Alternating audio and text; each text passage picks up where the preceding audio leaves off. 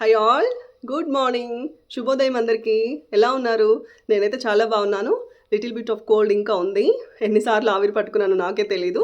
Please bear with me my voice for today as well. ఇంకొంచెం time పడుతుంది నా normal వాయిస్కి రావడానికి. అనే కామెడీ నోట్, అనే ఫన్నీ నోట్, ఎవరైతే నా స్వీట్ వాయిస్ని చూసి సబ్స్క్రైబ్ చేసుకున్నారో ప్లీజ్ స్టే ట్యూన్డ్. ఇంకొక 2-3 డేస్ పడుతుంది నార్మల్ వాయిస్కి రావడానికి. Just for kidding. నేనైతే నా 40 డేస్ ఆఫ్ ఫిట్నెస్ ఛాలెంజ్ సక్సెస్ఫుల్గా కంప్లీట్ చేశాను.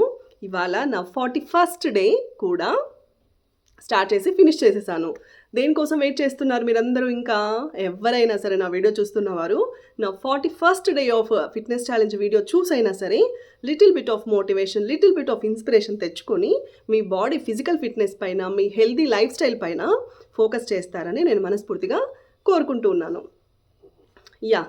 41 రోజు అని అంటే ఇప్పుడు అయ్యప్ప స్వామి దీక్ష చేసేవారు 41 రోజులు చేస్తారు కదా, దాన్ని మండలం అంటారనమాట. సో ఒక మండలం రోజు ఆ దీక్ష చేయడం వల్ల దాని యొక్క ఫలితాలు చాలా అద్భుతంగా ఉంటాయని చెప్తారు. So today is my 41st day. So నేను అయ్యప్ప స్వామి ఆయన దుస్తులకి చిహ్నంగా నేను ఈరోజు బ్లాక్ వేసుకొని మరీ చేశాను. నాకెందుకో ఆ పాజిటివ్ వైబ్రేషన్స్ అన్నవి వచ్చాయన్నమాట. చిన్నప్పుడు మా నాన్నగారు అయ్యప్ప మాల వేసుకొని నన్ను, మా తమ్ముడిని ఇద్దరిని సైకిల్ పైన అయ్యప్ప స్వామి టెంపుల్కి తీసుకొని వెళ్ళేవారనమాట ఈవినింగ్ టైమ్స్లో. ఈవినింగ్ భజన అదంతా ఉంటుంది కదా, భజన అదంతా అయిపోయిన తర్వాత వారు అల్పాహారం పెట్టేవారు. అది తినేసి బాగా ఇంటికి వచ్చేసేవాళ్ళం అనమాట. నైట్ 10-10:30 వరకు భజన సాగిన తర్వాత తినిపించి పంపించేసేవారు.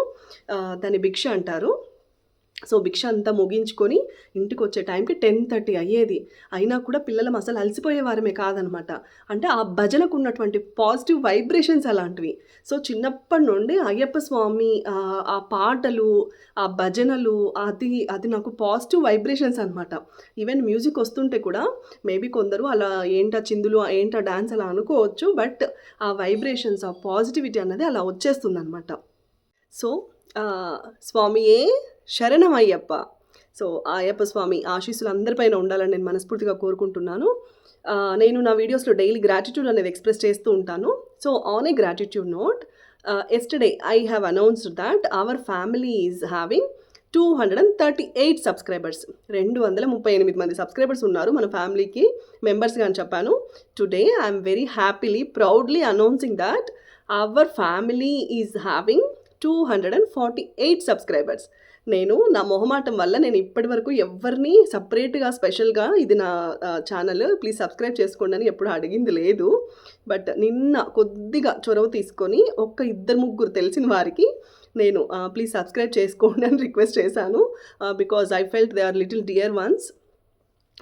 కొద్దిగా సపోర్ట్ చేస్తారనే ఎక్స్పెక్టేషన్స్తో నేను అలా రిక్వెస్ట్ చేసుకున్నాను. ఎవరైతే కొత్తగా యాడ్ అయ్యారో 10 మెంబర్స్కి పేరు పేరున మై హార్ట్ ఫెల్ట్ గ్రాటిట్యూడ్. మీరు, మీ కుటుంబ సభ్యులు ఎల్లవేళలా ఆయురారోగ్యాలతో, సుఖ సంతోషాలతో ఉండాలని నేను మనస్ఫూర్తిగా ఆ భగవంతుని ప్రార్థిస్తున్నాను. That is on a gratitude note.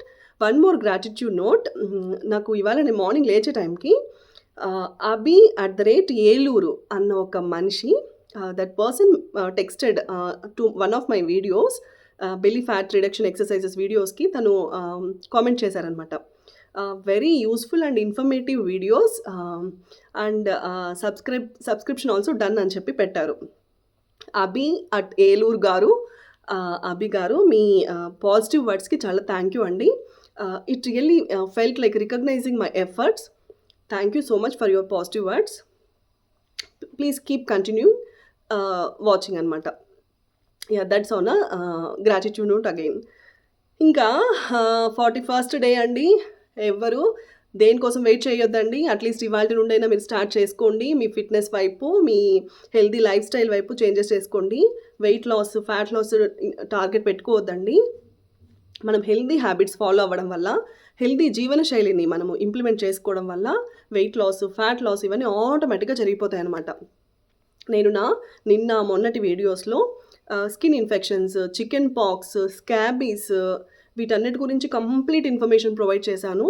ఇంకా ఎండోస్కోపీ, స్టమక్ రిలేటెడ్ కడుపుకు సంబంధించి గ్యాస్ట్రైటిస్ కానీ, గ్యాస్ట్రిక్ ఇష్యూస్ కానీ, అల్సర్స్ కానీ, ఈసోఫాగస్ రిలేటెడ్ ఏవైనా ప్రాబ్లమ్స్ కానీ, కడుపులో బ్లోటింగ్ ఇష్యూస్ ఉన్నవారు కానీ, సో వీటన్నిటికీ ఎలాంటి ట్రీట్మెంట్ ఉంటుంది, ఎలా మనము రైట్ పర్సన్స్ని అప్రోచ్ అవ్వాలి, గ్యాస్ట్రోఎంట్రాలజిస్ట్స్ మనకి ఏం సజెస్ట్ చేస్తారు, వీటన్నిటి గురించి డీటెయిల్స్ నేను నా నిన్నటి వీడియోలో ప్రొవైడ్ చేశాను.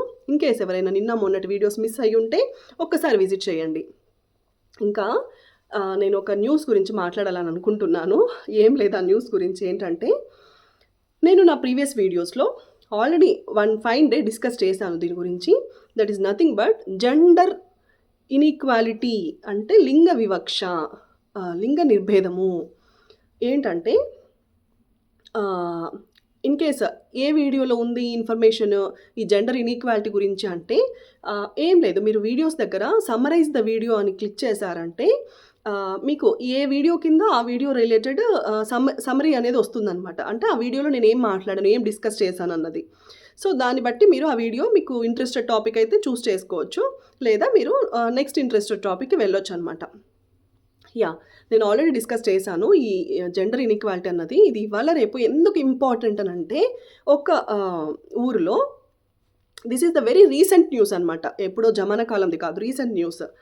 ఒక మహిళ 2 ఆడపిల్లలు ఉన్నారని చెప్పి 3వ కాన్పు కూడా they found out. I don't know, like స్కానింగ్స్లో ఈ జెండర్ రివీలింగ్ ఎవరు చేస్తున్నారు, ఏ ల్యాబ్ టెక్నీషియన్ చేస్తున్నారు అన్నది నాకు తెలీదు. బికాజ్ మనకి చాలా సెక్షన్స్ ఉన్నాయండి. Gender revealing is a crime, అదొక నేరము. నేరం చేసిన వారికి శిక్షార్హులు, వారికి శిక్ష పడుతుంది. There are lot of sections.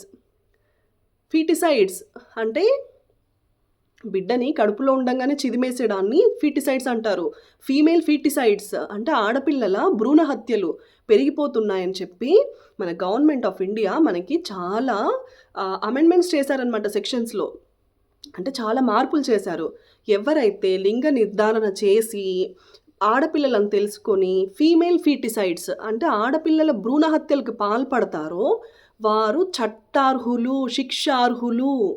So please keep in mind, bear this all information in your mind. వీటన్నిటి దృష్టిలో పెట్టుకొని మీరు చేయండి పనులు చేస్తే. సో ఆ మహిళ 2 ఆడపిల్లలు ఆల్రెడీ ఉన్నారు. సో 3rd కాన్పు కూడా ఆడపిల్లని తెలుసుకొని ఇంట్లో వాళ్ళ ప్రెషర్తో, I don't know like who it is, either husband or mother in law or father in law, I don't know who it is exactly, వారి ప్రెషర్ వల్ల షీ అటెంప్టెడ్ టు అబార్షన్ అనమాట. అబార్షన్కి అటెంప్ట్ చేసి ఆ అబార్షన్ ఫెయిల్ అయిపోయి over bleeding చేత she passed away. చూడండి, పున్నామ నరకాల నుండి తప్పించడానికి కొడుకు పుట్టి ఉద్ధరిస్తాడో లేడో తెలియదు, కానీ ఆల్రెడీ పుట్టిన 2 ఆడపిల్లలకి తల్లిని లేకోకుండా చేశారు. ఎంత దౌర్భాగ్యం అండి! ఏ కాలంలో ఉన్నాము ఇంకా మనము? This is not at all right కదా. ఆడవాళ్ళు కూడా, women also, they should take a stand. కొన్ని విషయాల్లో they have to take a stand. అంటే ఫ్యామిలీతో ప్రతిదానికి విభేదించండి, ఫ్యామిలీతో సరిగా ఉండొద్దండి, ఆర్గ్యుమెంట్ స్టార్ట్ చేయండి అని చెప్పట్లేదు నేను. Because family is very important, family life is very important, we have to balance everything. But కొన్ని విషయాల్లో మనము మన పిల్లల కోసం నిలబడగలగాలి. ఆవిడకి ఆ అబార్షన్కి వెళ్ళకుండా వేరే ఆప్షన్స్ ఏమేమి ఉండి ఉండొచ్చు అన్న టాపిక్ వస్తే she would have straight away said no. No అంటే నో, నో మీన్స్ నో కదా. నో చెప్పేసి తన 2 ఆడపిల్లలకి చదువు చెప్పించుకొని తను ఒక జీవనోపాధిని ఎంచుకొని ఫస్ట్ వీలైతే తన భర్తకి, తన అత్తమామలకి నచ్చ చెప్పడానికి ట్రై చేసి ఉండొచ్చు. అవి ఏవి వర్కౌటే అవ్వలేదు, సమస్య లేదు, వాళ్ళు అసలు వినట్లేదు అని అంటే she would have taken care of her 2 daughters. She herself would have taken care of 2 daughters. ఇవాళ రేపు చాలా ఉపాధి పథకాలు ఉన్నాయి సింగిల్ విమెన్కి. ఇప్పుడు తను ఇలాంటి డెసిషన్ తీసుకోవడం వల్ల తను ప్రాణాలను కోల్పోయింది, 2 అమ్మాయిలకి తల్లిని లేకుండా చేసింది. End of the day she is taking the blame even after her eternal. తను కాలం చేశాక కూడా ఇంకా తను బ్లేమ్ తీసుకోవాల్సి వస్తుంది ప్రజల చేత. సో ఇలాంటి నిర్ణయాలు తీసుకోకుండా తనకి తను ఒక స్టాండ్ తీసుకొని నిలబడి గట్టిగా తన పిల్లల్ని తను ఎంచక్కా చదివించుకో ఉండొచ్చు, తన పిల్లల్ని మంచి ప్రయోజకురాలుగా చేసి ఉండొచ్చు. ఇవాళ రేపు తల్లి తండ్రి ఇద్దరు ఉన్న పిల్లల పరిస్థితే చాలా దారుణంగా ఉంది పరిస్థితి సొసైటీలో. అలాంటిది తల్లి లేని ఇద్దరు ఆడపిల్లలు రేపు జీవనము ఎలా సాగిస్తారు, వారికి వచ్చే ప్రాబ్లమ్స్ని వాళ్ళు ఎవరికి షేర్ చేసుకుంటారు, ఎంత కష్టమైపోతుంది వారి life. So please stop female foeticides. ఆడపిల్లల భ్రూణ హత్యల్ని అసలు అలాంటి టాపిక్సే మీరు మైండ్లోకి తీసుకొని రావద్దండి. ఆడపిల్లల్ని పుట్టనివ్వండి, వాళ్ళని పెరగనివ్వండి, వాళ్ళని బ్రతకనివ్వండి, వారిని చదువుకొనివ్వండి, వాళ్ళ కాళ్ళపైన వాళ్ళని నిలబడేలాగా ప్రోత్సహించండి. But please stop female foeticides. ఆడపిల్లల భ్రూణ హత్యలు నివారించండి. There are lot of sections. ఈ టాపిక్ గురించి మాట్లాడాలని అనుకున్నాను. ఇంకా మన డైలీ రొటీన్లోకి వస్తే, నేను డైలీ నా వీడియోస్లో చెక్ లిస్ట్ గురించి మాట్లాడతాను. ఏం లేదా చెక్ లిస్ట్, డైలీ మార్నింగ్ ఎర్లీగా నిద్ర లేవండి. దట్ ఈస్ సూర్యోదయం కంటే ముందే నిద్ర లేవండి. సూర్యోదయం కంటే ముందే నిద్ర లేవాలి అంటే ముందు రోజు నైట్ మనం ఎర్లీగా పడుకోవాలి. ముందు రోజు నైట్ ఎర్లీగా పడుకోవడం వల్ల మనకి స్ట్రెస్ హార్మోన్స్ అన్నవి తక్కువగా రిలీజ్ అయ్యి మనకి సరైన నిద్ర పట్టేలాగా చేస్తుంది. తర్వాత లేవగానే ఒక గ్లాసు గోరువెచ్చని నీరు తాగండి. గోరువెచ్చని నీరు either take it as a detox drink or normal plain, please take it as a plain normal lukewarm water. Take it as a normal plain lukewarm water. Then sit in Malasana for 5 to 10 minutes. Take the natural calls. Then start exercises and yoga along with me. Please take a yoga mat and water bottle aside. ఇవన్నీ ఎందుకు చెప్తున్నానంటే ఇవన్నీ daily మనం follow అవ్వాల్సిన కొన్ని జాగ్రత్తలు అన్నమాట. So ఇంకా ఏంటంటే మనము సర్కాడియన్ రిథమ్ ఖచ్చితంగా తూచా తప్పకుండా ఫాలో అవ్వాలి. సర్కాడియన్ రిథమ్ అంటే ఏం లేదు, సూర్య భగవానికి అనుసారంగా మన జీవన కాలచక్రం అన్నది మనం నిర్మించుకోవాలన్నమాట. సూర్యోదయం అయిన తర్వాత మన జీర్ణ వ్యవస్థ యాక్టివేట్ అవుతుంది. సూర్యాస్తమయ్యే టైంకి మన జీర్ణ వ్యవస్థ డియాక్టివేట్ అయిపోతుంది అనమాట. సో మనము ఆహారం తీసుకునేటువంటి కార్యక్రమాలన్నీ ఈ టైం స్పాన్లో మాత్రమే ఉండాలి. కొంతమందికి చిన్నపిల్లలు ఉన్న వారికి ఎస్పెషల్లీ ఈవెన్ నాకు కూడా నేను చెప్తున్నానే, కానీ మీకు వీలైన వారు పాటించండి. వీలు కాని వారు అట్లీస్ట్ బిఫోర్ 9 ఫినిష్ చేస్తే dinner, that is well and good. అలా కాకుండా లేట్ నైట్స్ తింటూ ఉంటారు, 11, 12, 1 కూడా తింటూ ఉంటారు కొంతమంది, మేల్కొనేసి మూవీస్ పెట్టేసుకొని చూసుకుంటూ. This is all not good. మనకి ఇవాళ రేపు there are lot of types of cancers. Oesophageal cancer, breast cancer, stomach cancer, ovarian cancer, cervical cancer, ఇంకా blood cancer, colon cancer, colorectal cancer, చాలా ఉన్నాయి. సో జాగ్రత్తగా ఉండండి. ఎప్పుడు ఎవరికి ఏం అటాక్ చేస్తుందో ఎవ్వరు చెప్పలేరు. మనం హెల్దీ హ్యాబిట్స్ ఫాలో అవుతూ ఎక్సర్సైజ్ చేసుకుంటూ, సన్ రేస్, డి విటమిన్ మన బాడీకి డెఫిషియన్సీ లేకుండా చూసుకుంటూ, ఇలా కొన్ని జాగ్రత్తలు ఫాలో అవ్వడం వల్ల కొద్దో గొప్ప మనము రాబోయే జబ్బుల నుంచి కొద్దిగా మనల్ని మనం కాపాడుకోగలుగుతాము. అంతేగాని లేదు మేము సెడెంటరీ లైఫ్ స్టైల్ ఫాలో అవుతాము, మాకు ఎలాంటి జబ్బులు రావు అని అంటే ఎవ్వరూ హామీ ఇవ్వలేరు, ఎవ్వరు కాపాడలేరు కూడా. You have to face the consequences on your self. So మనమే ఆ కాన్సిక్వెన్సెస్ ఫేస్ చేయడానికి కూడా రెడీగా ఉండాలి. ఇన్ని జాగ్రత్తలు తీసుకుంటే రావా అంటే ఇన్ని జాగ్రత్తలు తీసుకున్నా కూడా చెప్పలేము. మనం చేయాల్సిందల్లా పాజిటివ్ మైండ్ సెట్తో ఇవన్నీ చేస్తే రావు అన్న పాజిటివ్ దృక్పథంతో మనం ముందుకు వెళ్ళాలి తప్పితే ఇవన్నీ చేస్తే రావా 100% ఇంకా 100 ఏళ్ళు బ్రతికేయొచ్చా అని కూడా ఎవ్వరం చెప్పలేము. మనం చేయాల్సిందల్లా పాజిటివ్గా ఉంటూ, పాజిటివిటీ స్ప్రెడ్ చేస్తూ, మనం హ్యాపీగా ఉంటూ, వీలైతే నలుగురిని హ్యాపీగా ఉంచగలిగితే ఈ జన్మకు అర్థం పరమార్థం.